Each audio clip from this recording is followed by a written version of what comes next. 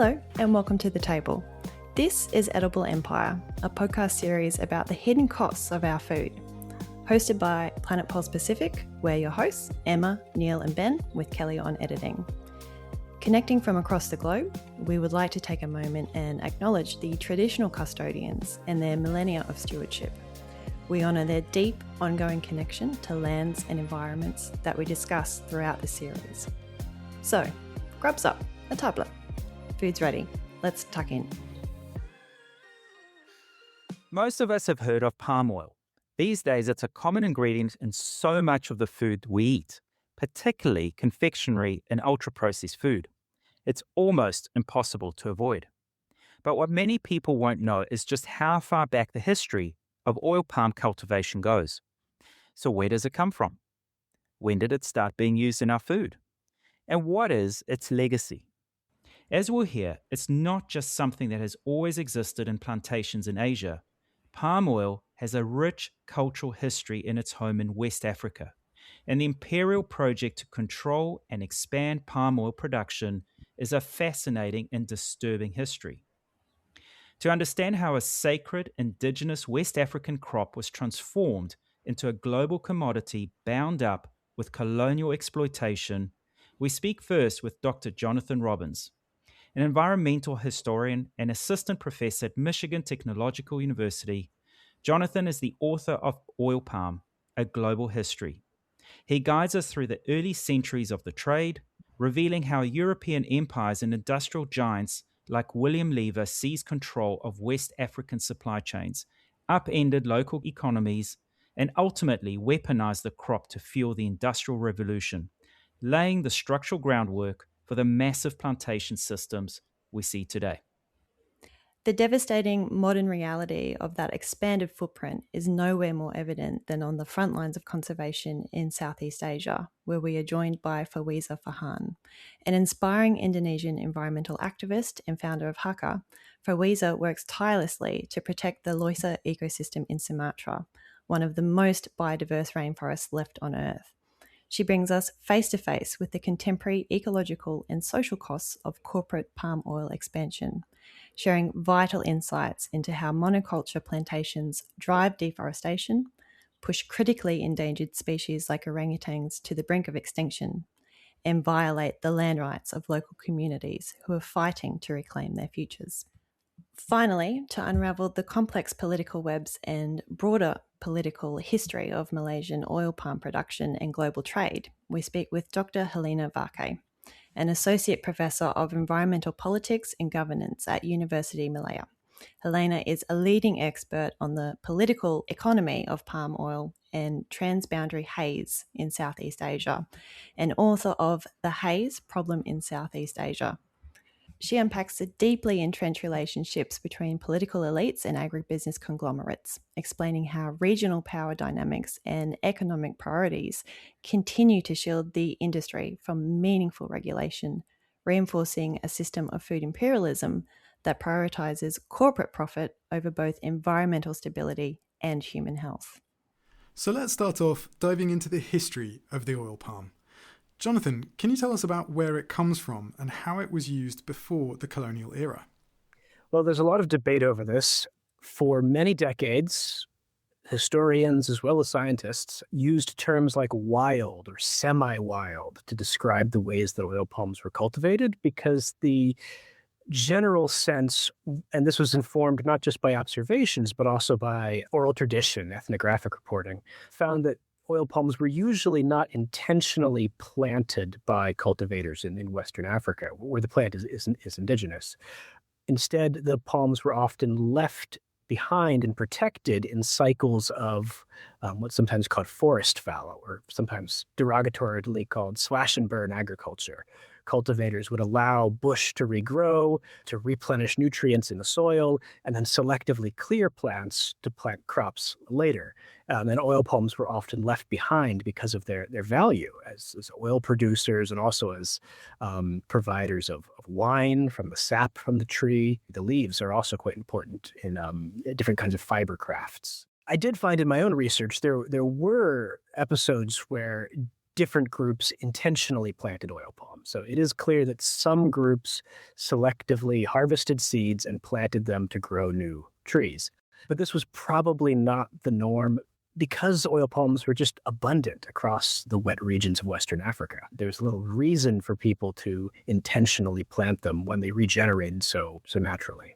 And what we know from the archaeological record is that humans have been using oil palms for presumably their oil, but also their many other products for thousands of years. There's very good archaeological evidence showing that humans were collecting and processing oil palm fruit in a region stretching from what is today Sierra Leone all the way south into the Democratic Republic of Congo and Angola. That's fascinating what you're saying there. Historically, people have known the utility of palm oil for thousands of years. So, how did it suddenly get onto the radar of imperial trade networks? Well, it begins showing up in European shipping, at least in the 17th century, probably from the very beginning of sustained contact between Europe and African societies. And it's initially used as food, which is what most Africans used it for. It was also used as a cosmetic. It was used as lamp oil, particularly at trading posts along the African coast. But beginning in the very late 1700s, it starts to become a popular ingredient in soap. And this is a period in Europe when soap is beginning to shift from being an artisanal industry to a real modern industry with large factories, very large-scale production. Palm oil is initially used mostly as a coloring agent. It has, in its natural state, it has a beautiful, really vivid red, orange sort of hue to it. And it also has as an aroma that people in the 18th century described as pleasant. I'm not sure I really understand the appeal myself, but this combination of scent and color made it a very useful ingredient in soap. Over the course of the 19th century, and especially in the aftermath of Britain and later other countries moving to ban the transatlantic slave trade, palm oil becomes more and more important as an export commodity. And the relationship between supply and demand is hard to tease out because the records are so fragmentary. But as exports of palm oil increase out of West Africa, the price drops. And soap manufacturers began to use more and more of it in their products. And by the 1840s, palm oil has become not a luxury additive, but the cheapest product available, the cheapest input in the manufacturing of soap. It's cheaper than tallow, than lard, than whale oil, than many of these other substances that have been used widely. And it's that cheapness that makes palm oil so important to industries going forward. The soap industry remains a major consumer of palm oil, but in the later 19th century, it's food industries, first margarine and then all sorts of other food industries, that begin to use palm oil, again, because it's cheap.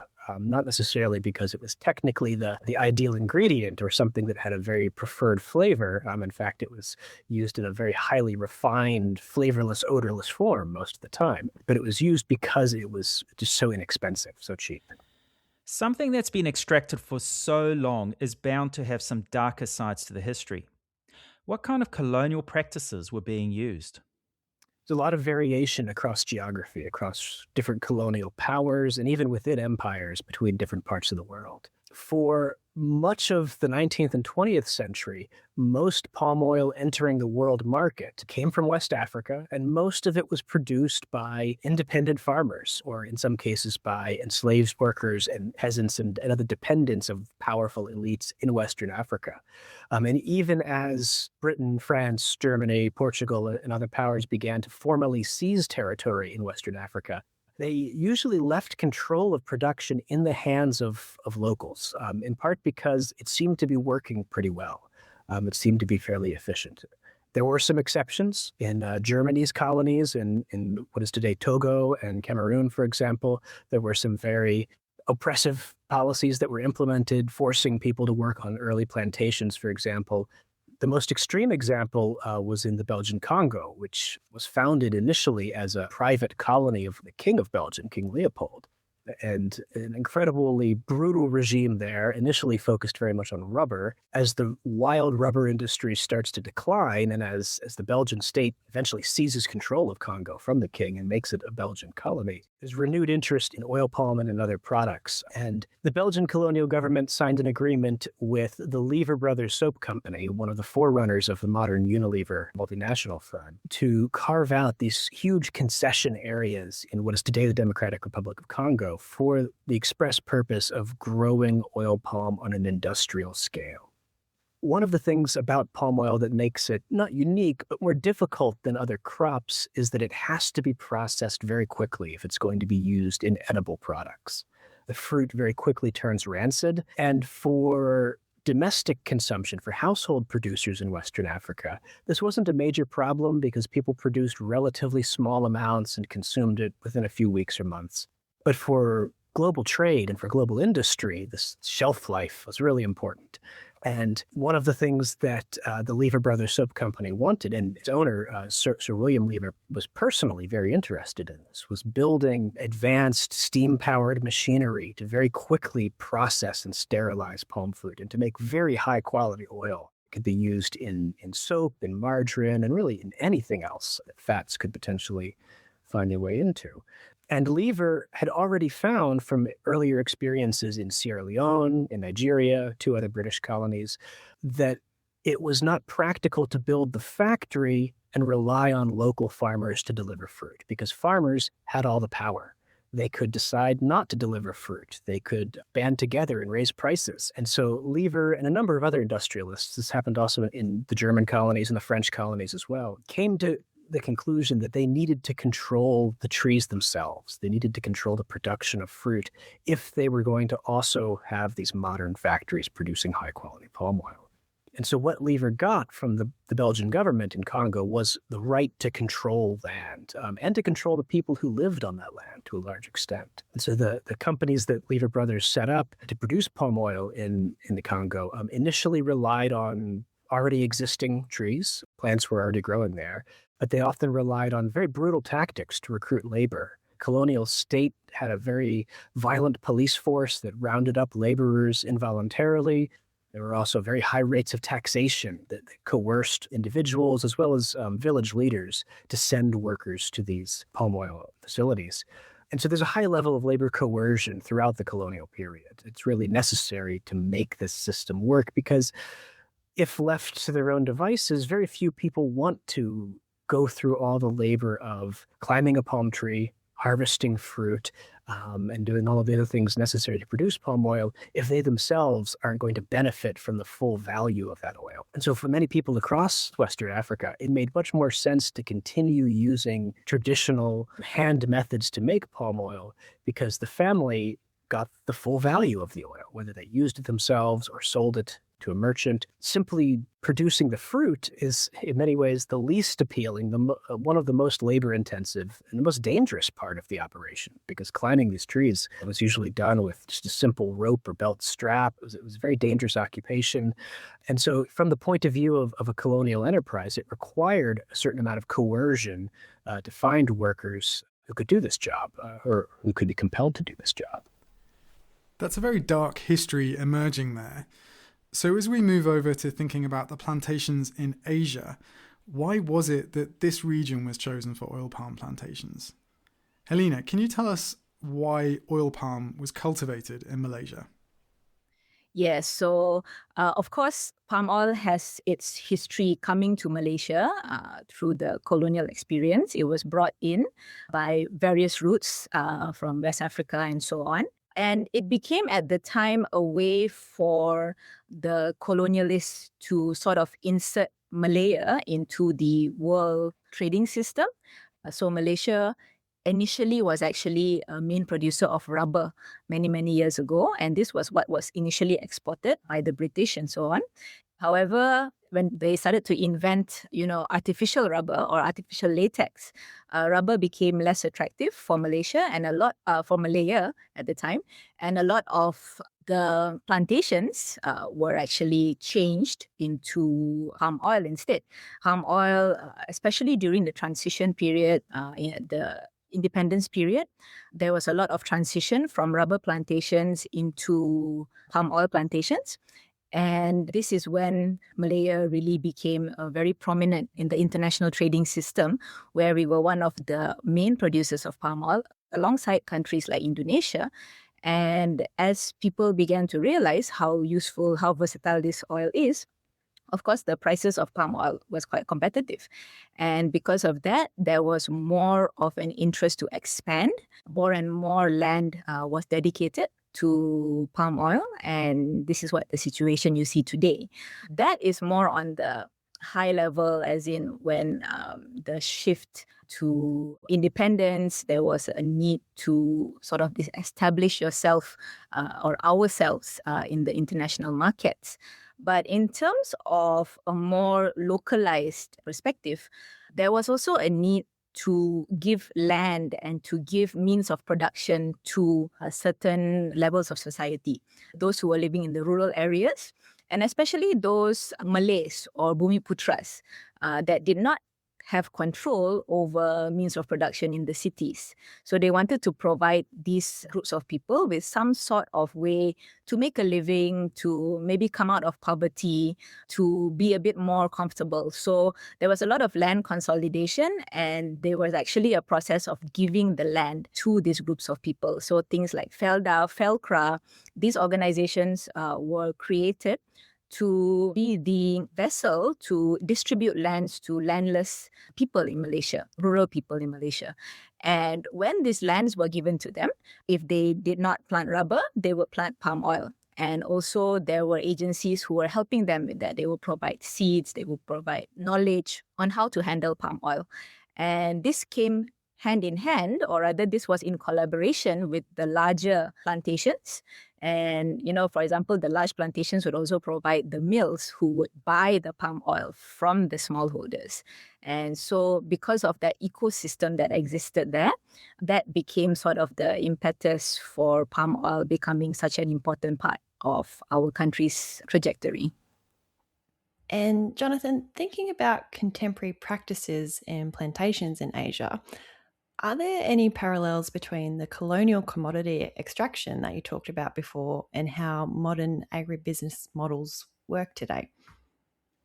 Yeah, there are a number of continuities. One of the simplest is plantation model, which is to some extent perfected in the 19th century and rolled out all over the world in the 20th century of plantation monoculture, usually relying on coerced labor. This is something that remains vital to the low-cost production of many commodity crops, where mechanization is not a viable solution. And oil palm, rather famously, has been hard to mechanize. Harvesting the fruit is challenging. Processing the fruit is challenging.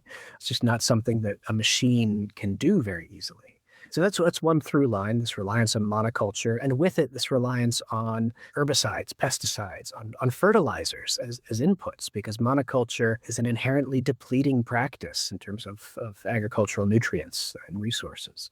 And it's doubly depleting because the products of monoculture are fed into, and have been for centuries, global systems of trade. So they're consumed very far from where they're produced. And so we're seeing a long-distance exchange, not just of commodities, but of basic soil nutrients as well. So that's one direct continuity. Another continuity that I like to emphasize is that some of the same firms active in the colonial period are still active today. Unilever is the most obvious, but Sokfin is a big plantation company that had its start in the colonial period in Southeast Asia and Sub-Saharan Africa. And there are a number of others, smaller firms as well, that are still doing the same things that they did, by and large, in the colonial period. They're managing large tracts of monocultural land, which were often obtained from local communities under very, I'll generously say, unfair conditions, sometimes very coercive conditions. And these firms continue to manage plantations, sometimes for export purposes, although in the case of palm oil, because it's an important foodstuff in a number of African states, much of the plantation production is consumed domestically for food, local food. So that the companies are another continuity.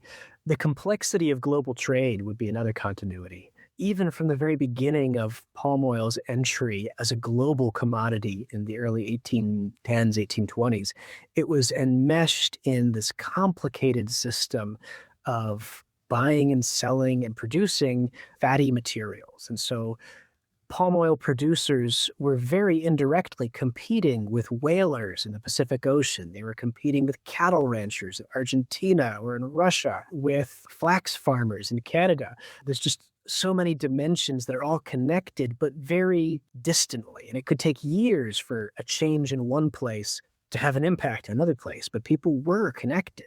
And this is something that I think is even more true today, where oil palm products are feeding into many industries. They're competing with other commodities. They're supplementing other commodities. They're fulfilling all of these secondary uses that are really difficult to keep track of. And it's difficult to say what the importance of any one sector is compared to another. But they all eventually shape the demand for palm oil, the price people are willing to pay for it, and consequently, how much effort people will put into growing it on the supply side.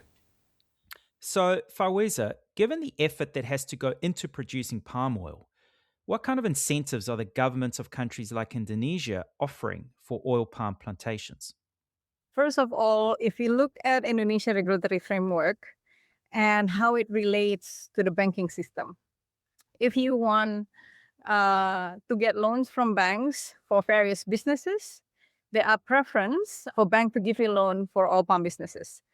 So if you get a concession of 5,000 hectares for oil palm plantation, it's much easier for you to get capital to work on your plantations than if you have 5,000 hectares of ecosystem restoration concessions. So that's one aspect of it. Second, government are putting a lot of subsidies on land clearing, on planting, and pushing local communities to be growing oil palm in addition to allowing companies to expand as fast as possible. Also, there are preferential treatment on companies to get concessions within forested area that still have forest cover, and they get timber out of land clearing activities. So that's an additional capital that the company could use and benefit from. Indonesian government are incredibly supportive of palm oil companies, including putting a lot of resources to push for change of regulations, including enabling easier trade between Indonesia and other consuming countries. Moving on now to the impacts of this expanding industry. What is it about oil palm that causes problems in the ecosystems the plantations are expanding into, particularly in Indonesia? Here's the thing with oil palm plantation that not many people realize. One, it's incredibly efficient to produce oil per hectare. So the amount of oil per hectare are incredibly high compared to other types of vegetable oils.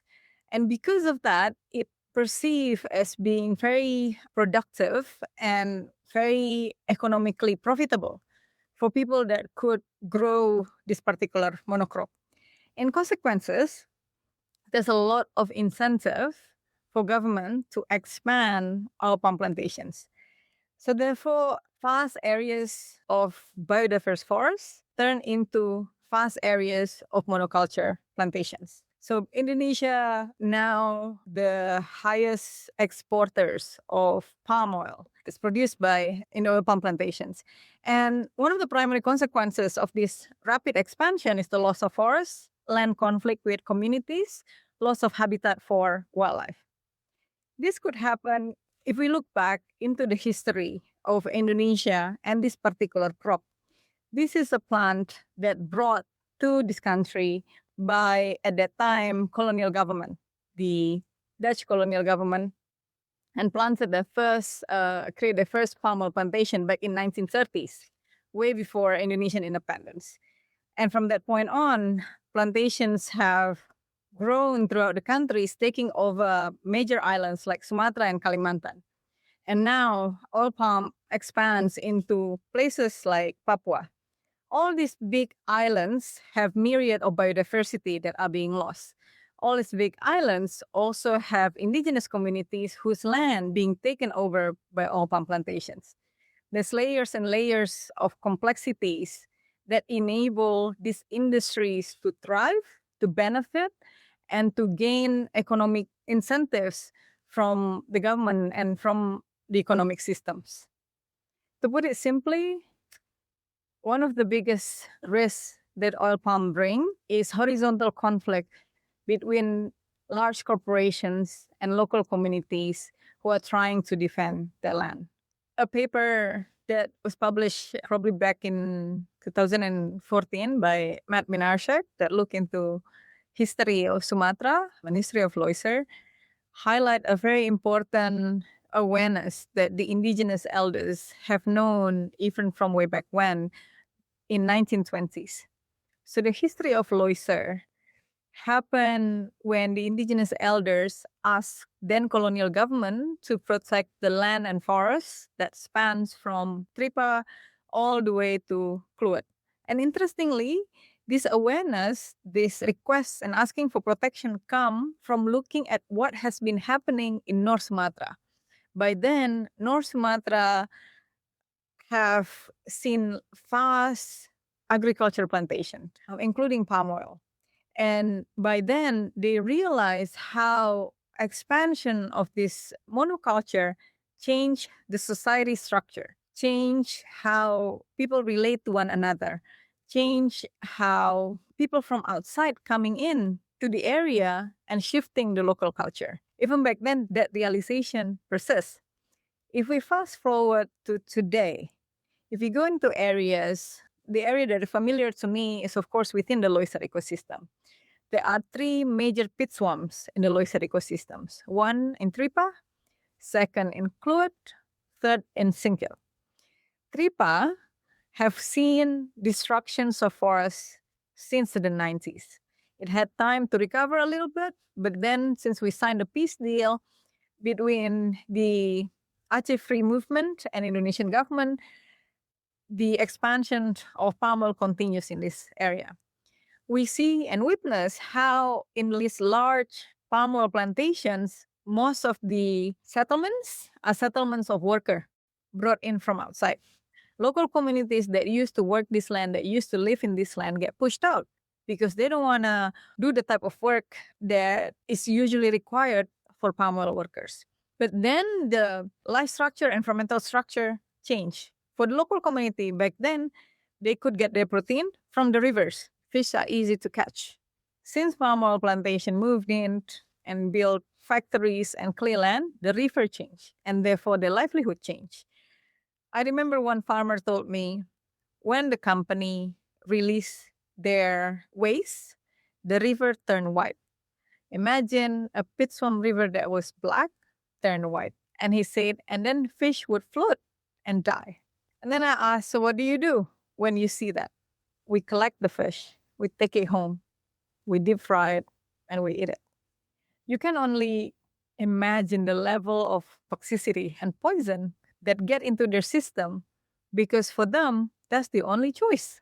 How the ecosystem have changed, it's either they enslave themselves, are not equipped enough with the skill set needed for them to be in the higher rank at the palm oil companies, then they have to accept that they are the daily worker, that they have to harvest over 2.5 tons of fresh fruit bunch for them to make the minimum requirement to get their daily wages. Either they have to resign to that, or they try to continue their livelihood with the environment that have changed. So a whole lot of society shifted when exploitation happened in the landscape. Jonathan, as a historian, do you think there is any form of accountability in these companies that still operate today? We'll be hearing parallels across this podcast with other industries where companies are very recently turning a corner and saying, oh, we don't do that anymore and therefore aren't responsible. And yet they are responsible for a change that takes decades to filter back through the societies that they're affecting. Is there any form of corporate accountability? Well, I think it's a question of who is able to hold corporations accountable. In the case of Unilever, for example, Unilever maintained its Congo plantations past independence into the 1990s and only sold them in the 2000s. And throughout that period, Unilever insisted that its original leases, its original contracts for land, which were based on colonial documents signed by both Belgian officials and by local chiefs and kings who had in many cases just been arbitrarily chosen by the colonial state, these agreements were used as justification for land ownership. And land that is still today now held by a plantation company 120 years later. And even if Unilever is not directly involved in managing these plantations anymore, it sold off all of its interests. It was historically responsible for acquiring that land and for maintaining it instead of giving it back to people. And this is something that I think in Africa and Southeast Asia is probably the single biggest historical legacy, is that people still remember this land being taken from them, from their communities. And I think there should be mechanisms for accountability, for justice in returning some of this land. In Latin America, where these plantations are a very recent phenomenon, it's a different story. It's much more about currently active companies who are very, very responsible in these acts of dispossession that are necessary to take land and convert it to plantations. And Fawiza, what are some of the challenges in holding corporations to account in your experience? Oftentimes, as a campaigner, you look at corporates and you truly have to believe that consumers have the power to change how corporations behave by giving them necessary feedback that they need to demand more accountability, cleaner supply chain, and improve governance. However, there's also an acknowledgement about the entanglement between large international brands that use resources like oil palm from Indonesia and the smaller companies that supply this oil palm all the way down to the little plantations or smallholders, also big plantations owned by some of these corporations. There's large entanglement between the owner of these plantations and the supplier of this oil palm with people in power within the government. So giving you an example of the case that we are dealing with in Aceh, in Loiser, back in 2011 and 2012. So there's an interesting story about a local company called PT Kalista Alam. This company has been operating in the area that have the highest orangutan densities, Sumatran orangutan densities in the Loiser ecosystem, the Triple Peak Swamp. This company were clearing land without permit. They were burning illegally. But when we get the government to conduct ground investigations, to receive report from civil society member about the illegal conduct of this company, the government respond by saying, I am in touch with the director of the company. He is fine. Completely dismissing the illegal activities that the company are engaging in. But again, government are not monoliths, corporations are not monoliths. When local government refuse to receive information from civil society, this report could then be taken to the national government. At that time, it so happened that national government take action and send an investigative team, send the police down to check the appropriateness of the conduct of these oil palm companies. The team then conclude that the company has been operating illegally, they has been clearing land illegally, and therefore they need to be taken to court. They need to take responsibilities over their action. During this entire period of this local company going to court, the buyer continued to buy from their mill because the company continued to operate. So there's an entanglement also between global markets and local realities until the point that at that time complaint was filed to RSPO because this company was selling to RSPO registered member. There were no action taken to stop this company from operating the way they were. It took 3 years of court proceeding until the company was deemed guilty for burning forest to clear land. And then it took another 10 years for that sentence to be implemented. So it's a very long journey between corporation at the local level, their relationship with the global markets, and how government both at the local and national level respond to different threats that come with a misconduct in oil palm operations. Thinking about governance and incentives, obviously the government is keen to drive economic growth, as they all are. But Faruiza, what should be the role of governance here in protecting the ecosystem relative to trying to maintain economic growth? If you're the government of Indonesia, sometimes you are caught between quite a difficult choice. Indonesia is emerging as is emerging economies. There's a huge populations, over 280 million people, I believe, and more than half of this population are still baseline poverty line, live still under about $2 a day. So the government have a huge, complex economic problem that they need to tackle. The problem is the way the government see Indonesia economic opportunity and its land and its people is only through the lens of exploitations. So when the government see vast area of forests, they see this forest not necessarily through the lens of ecosystem services, of sovereignty, of grassroots communities' dependence to this forest for their life and livelihood. They see it as simply resources that needs to be utilized, that needs to be capitalized, that needs to be turned into something else. Oil palm become one of the primary government policy because of the amount it contributes to the economy, one. Second, the fact that we could not remove the relationship between people in power and the businesses that they own.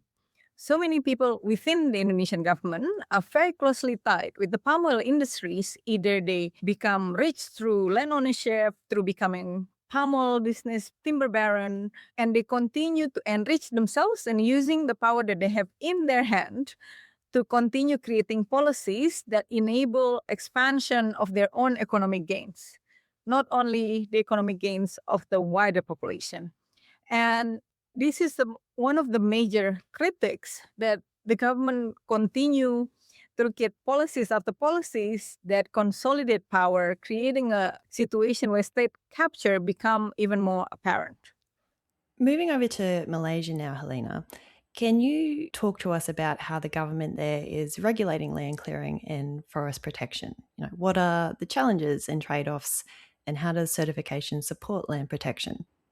So for regulation of land clearing, of course, in the past, there was a lot of land being cleared that were not supposed to be cleared. But currently, under things like the MSPO, the Malaysian Sustainable Palm Oil, there are measures that have been put into place, meaning that if you cannot prove that that land is legally cleared, technically the oil cannot be sold on the market. So that's one example of how the regulation kind of tries to avoid or tries to stop illegal land clearing. Actually, this is matching with the national law. So it is a certification scheme. The MSPO is a certification scheme. So basically, all oil palm in Malaysia right now needs to be MSPO certified by law. And basically, the certification under MSPO matches the national law. And this includes things like showing proof that your area is not on illegal land and it has been cleared with permission, and all the necessary processes in terms of sustainability standards that that particular regulation or that particular certification calls for is met. So that is how it is regulated right now. But that is in terms of compulsory regulation. So when you talk about things like certification, there is actually two types. One is the compulsory, which is things like MSPO. And in Indonesia, you have the ISPO, the Indonesian Sustainable Palm Oil. But you also have the voluntary certification, which are things like the RSPO, which is the Round Table for Sustainable Palm Oil. And usually you will find that the voluntary certification is of higher standard than the compulsory one. And this is the variation within the industry right now. So Helena mentioned the RSPO, which is the Round Table on Sustainable Palm Oil. How effective have these sustainability measures, like certification schemes, been in reducing the impacts on the ecosystems there? There is a tendency for an activist like me to say that all that is not good enough. And then there's also a tendency from the optimists who say at least we have the first step. And both are true. I think the presence of RSPO have played quite an important role to push companies to move towards a more sustainable ways of growing and trading oil palm. But at the same time, the devils is always on the details. The fact that the grievance mechanisms are very long between the time when you file a complaint that this company engaging in activities like killing orangutan to a point when their RSPO membership gets suspended could take 3 to 5 years. A lot of forests could go in 3 to 5 years. A lot of wildlife could have been killed in 3 to 5 years. It takes long-term monitoring from civil society actors and sometimes the government for companies to comply with the regulations. So I'd say RSPO has been helpful, but it's far from meeting the level that we need to meet if we were truly to transform this industry into a sustainable agriculture that it could be. And how about you, Helena? Do these certification schemes work? It's a very difficult question to answer because if you look on paper, the certification standards, they look good, right? So everything is there, everything is accounted for. So for example, RSPO, they cover things from land use to fertilizer use to chemical use to even the PPE that you wear, everything is there. But in terms of whether it's really followed or not, of course, the RSPO has a system where they have independent auditors to come in and check. And they also have a system where if a company is found not to follow what they are supposed to be following, they will be suspended. So they cannot use the labeling anymore. But of course, it is hard to say how airtight that auditing process is. And I think there has been research out there that shows that there are many ways that companies do try to get around the regulations. They do, minimum requirements and they try to just show minimum that they are following, but, maybe they don't fully practice it all the time or stuff like that. But I think what is really important is that the awareness is there in the sense that if a company has already signed up for RSPO and committed to it, and if they are found to have flaunted something and they can no longer use the RSPO certification logo or label, this becomes big news. This becomes a bad mark on their image. So there is a real risk, especially for voluntary certification like the RSPO. So companies, they do have to consider this when they try to decide, how closely they want to follow or how much they want to try and work around things. There is that risk, there is the reputational risk. And a lot of companies, especially those who are very famous or who are very recognizable, they do not want to risk that. So I think that is a powerful deterrence, just the reputational risk that is involved. Of course, it still can happen, and especially when things are like for the national level certification like MSPO and ISPO, these are not voluntary, these are required. But in countries like ours, there's a lot of issues with corruption, there's a lot of issues with patronage and all this kind of stuff. So it is not impossible, and it's actually quite easy to get around things if they really wanted to. So it's a process. Of course, at least we do have these regulations, we do have this certification. But I think especially at the early stage, there will be this kind of risk that people are kind of, working around things and all that. But I think as things become more normalized, as there's more awareness of it, and maybe as there becomes increased risk, as people know more about things like MSPO and ISPO, hopefully the industry will move away from these practices and be really more seriously following things to the book.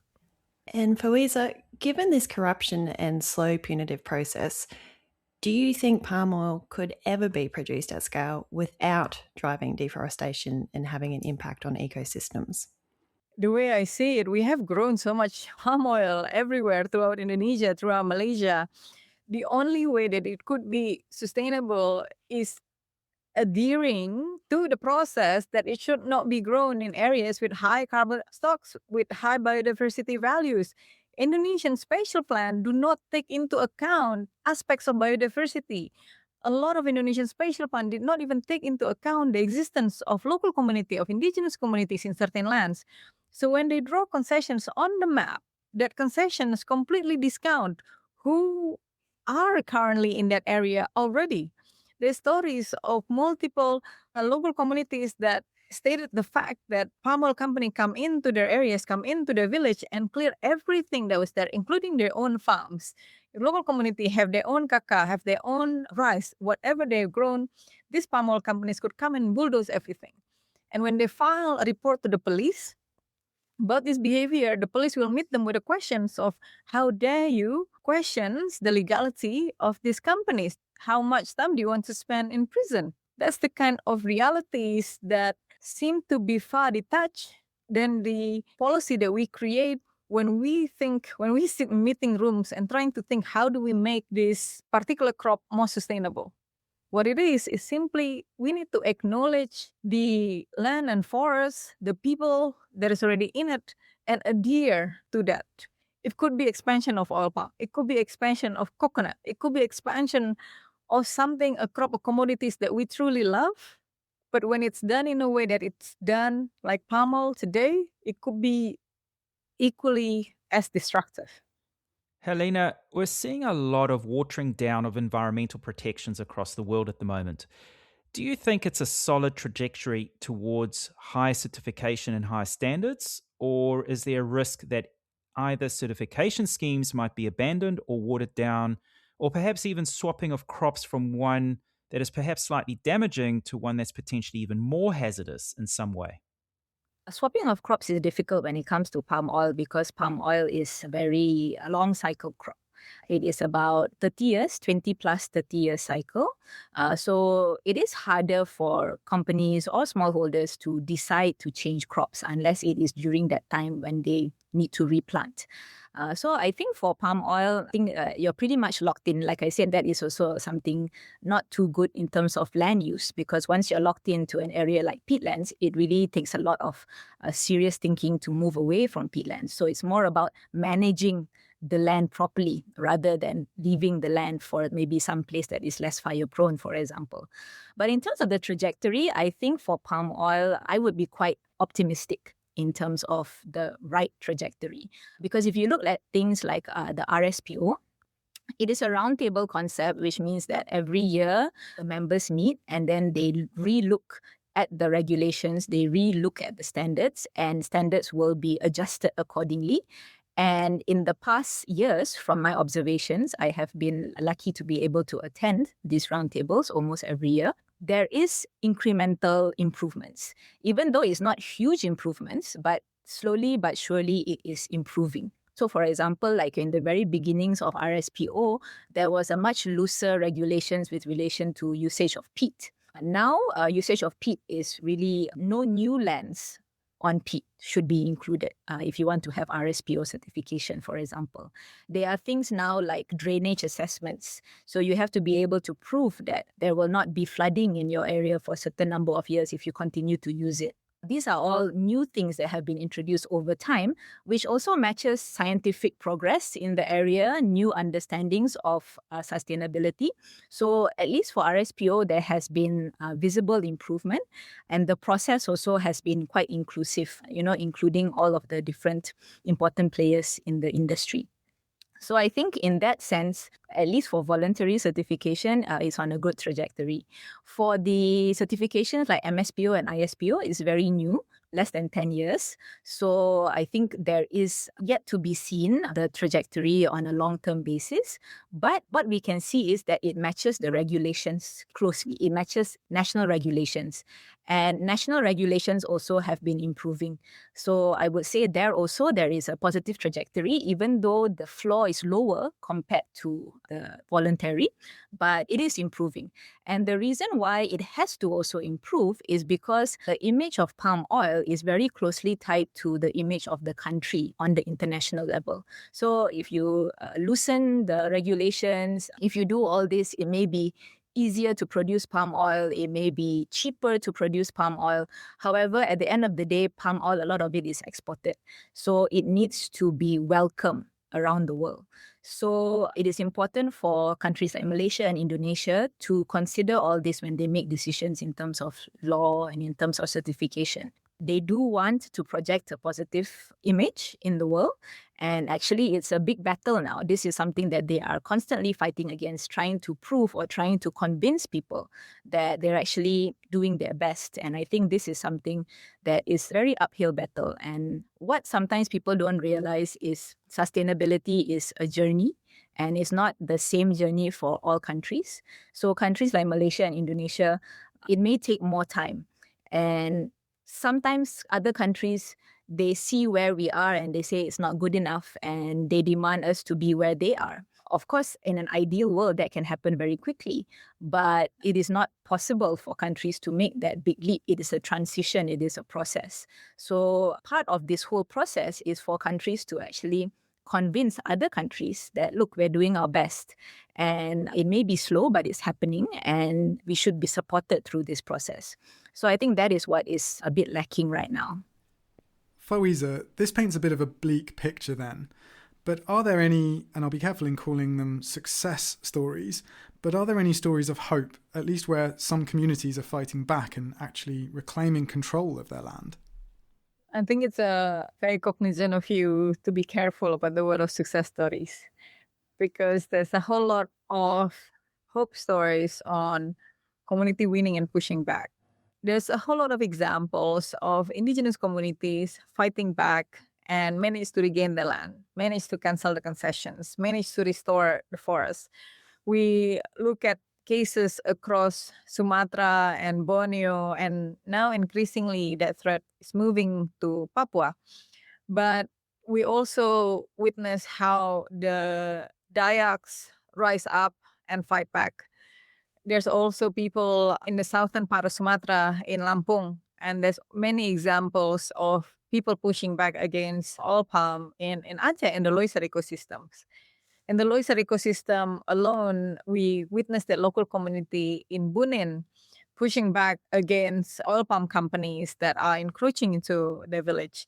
In parts of Aceh Timur, East Aceh, we see the wildlife fighting back. Elephant occupy thousands of hectares or oil palm plantations that the company are unable to move, because we've been monitoring the movement of these elephants, that it will get pretty straightforward clear if the company try to poison them and clear them, because the elephants stick around in their concessions. So there's been many cases where wildlife and local communities fight back and winning. But so often, the case is also, it could be as simple as removing the threat.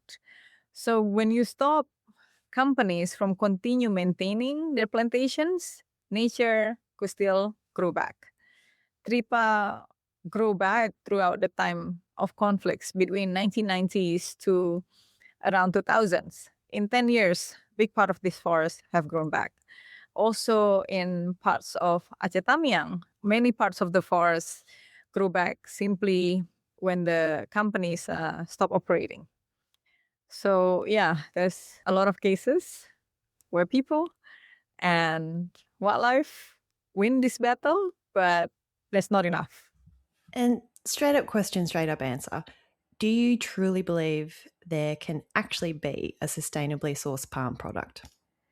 Straight up answer, if we clean up our supply chain, it could be. But could commodities like palm oil and commodities like gold that are so attractive to exploitation on the ground could truly be clean? If it's a world full of people that are compliant, maybe we could. But this is the world filled also with people who are opportunists and criminals who don't take into account the value of human life, let alone wildlife. This is a pervasive problem on every commodities that are popular. So if palm oil, the popular commodities today, it's very difficult to make it clean and clear from illegal activities, as gold are the popular commodities as well. Well, this has been a fascinating, really deep analysis of palm oil from its indigenous roots to the exploitive and intensive global supply chains that exist today. But to end, what are your key takeaways for our listeners, Jonathan? It would be to remember that people live on land too. Even in these, what we perceive as pristine tropical forest environments, these are places where people live. And people need to earn an income. They need a livelihood. One of the reasons that palm oil has spread so aggressively in many tropical regions is that it is one very accessible way of producing a cash crop and earning that income. And so I think until we come up with solutions that address the human side of the story, simply trying to wall off forests and or slow down the growth of palm oil is not going to work, because we need to address these fundamental socioeconomic conditions that are driving plantation expansion, plantation cultivation. How about you, Faweza? I tend to be a bit more philosophical when it comes to call to action or a takeaway point. All of us have that ability to understand better and therefore to decide better. Now, we look at a large problem like oil palm and think about what could I as individuals do in order to help tackle these problems. Maybe some of us feel like, okay, I'm going to avoid all oil palm products. But oftentimes, those products are not necessarily labeled. I'm going to only buy sustainable oil palm product. Those RSPO systems or any sustainable palm oil systems are not perfect. So then it put us in that level of realization that I'm paralyzed. I cannot take any action. I do not know what to do. For me personally, it has been one of the most difficult but also rewarding path of continue engaging in this conversation. So instead of putting it away, I don't want to think about it, continue to engage in the discomfort of getting to know what we are doing and influencing our circle to also better understand what we are doing, choices that we make, and how it impacts our planet. That relationship would never end. The decisions might continue to be difficult and it would never be easy. But this is the steps that we need to take in order for us to transform our broader society and hopefully our economic systems and our relationship with the planet. We cannot sit on the high horse and think that you guys still consume oil palm, you are guilty. Often it's not that simple. It's the life of many that is implicated in these choices. But then it's also the life of many that we could continue to influence as we make our daily choices, continue to have this conversation, continue to engage, continue to tell the companies of what we want, what matter. And last but not least, Helena. So I think the first key takeaway would be this whole idea about sustainability transition, which I think is a really important thing for people to understand, because palm oil is produced often very far away from markets that care the most about sustainability. If there's a lot of animosity when countries like Malaysia and Indonesia are trying their best to improve, will countries continue to try their best if they're not getting some recognition for it? So I'm not saying that everything is perfect here. I'm not saying that things are really well. There's a long way to go. But I think the situation where a lot of consumer countries are kind of blindly sort of looking down on countries like Malaysia and Indonesia who are trying their best is not helping the cause. The world is not likely going to be consuming less vegetable oil. They will need the same amount of vegetable oil. And if it's not going to be consumed by palm oil, it's going to be met by other kinds of oil. So I think that is a really important thing that people should realize, that sustainability does not look the same for every country. And the process is a long one, and everybody needs to support that process rather than just criticizing. That brings us to the end of another episode. Thanks so much for listening. We hope you're crammed full of delicious know-how of the food system. But there's always room for dessert, right? Join us next episode when it's story time. We'll be travelling around a different part of the world to hear about the story of the salmon and the tomato. We'll be tracing the supply chains of 2 supermarket stables in Western Europe, farm salmon and greenhouse tomatoes. It's another full episode as we speak to journalists Simon Satre, Hazel Healy, Brigitte Weir about the impacts of aquaculture, as well as Dr. Aliuba and Maria Alonso Martinez about the social impacts of these connected food supply chains. I can't wait for this one. As always, check out the website, thesalmonandthetomato.org, for the show notes and more information about the podcast series and the wider project. From Planet Pulse Pacific, from Neil, Ben, Emma and Kelly, catch you next time.